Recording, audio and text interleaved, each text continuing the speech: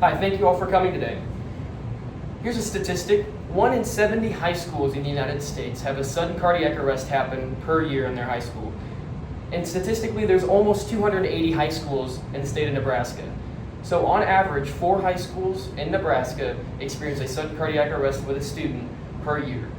And this time is not a time of knowing what to do. This time is a time of panic for many students because they do not know how to use an AED or an automated external defibrillator, and they don't know how to do CPR either.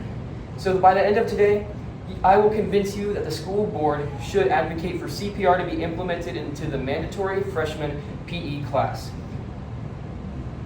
For weeks I've been researching this topic, and so I'm excited to share with you. And today, the benefit will be that I will encourage you to advocate for this movement, and this movement will keep both children and teachers safer.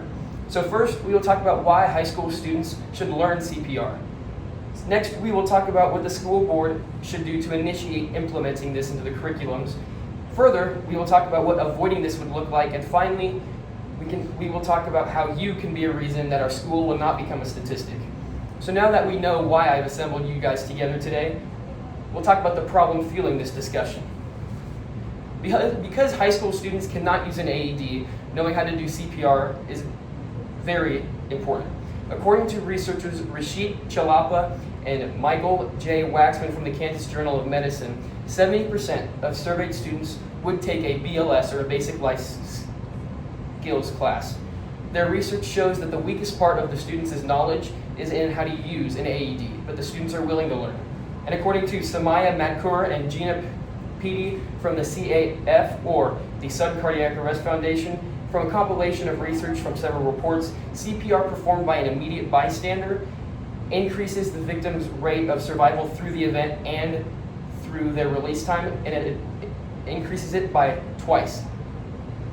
16-year-old Tori Norwood from St. Petersburg, Florida, saved her best friend, Azaria Simmons, from a car accident. When they both were in the car, Tori pulled her out and performed CPR that she had learned the day prior at school.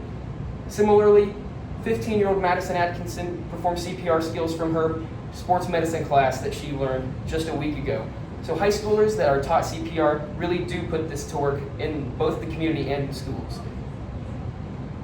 Now that we know why we need CPR in high schools, the question is, what can you do to help? Well, you should advocate for the school board to implement the CPR. The Policy Circle described the school board as the community voice. Stanford's website on equity describes that the community should advocate, and it is critical that they do, for the school board to make steps.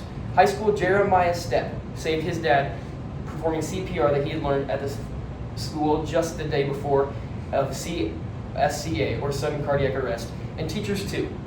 A staff member saved an 8-year-old Sophia Montoya from a CPR collapse just earlier. And AEDs are more effective, and CPR will become a lost art, some may argue. Why not teach AED education? Well, AED requires the person to have one and to know how to operate it.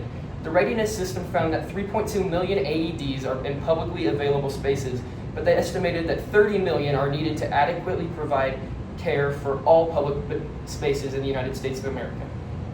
So now that we know why it's important to advocate for CPR, the question is, what would the impact be? Well, the impact will be that it'll benefit just our children now and for many years. Also, we can teach this to educators as well, making it a safer community for our students.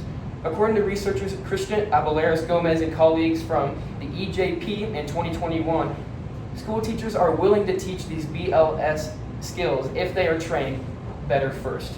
And what happens if we avoid this? Unprepared kids will be the outcome.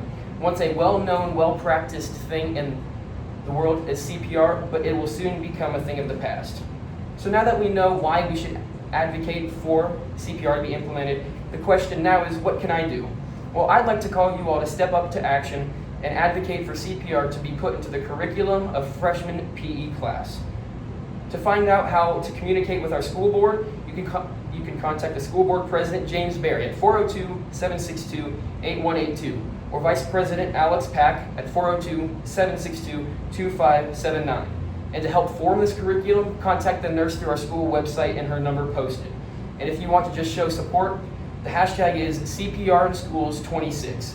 So, in conclusion, We talked about how high schoolers are not equipped to be able to perform AEDs, so they need to be able to do CPR. With help for advocating for this change, all freshmen will be educated on how to perform CPR, which can save many lives. And being different is hard, so I applaud you for being brave, just like the kids who use CPR. Reach out if you have extra information, and next time you see a high school student in a situation where a sudden cardiac arrest occurs, they will not be afraid, but rather, with your support and effort, the community will be safer one chest compression at a time. Thank you all for listening.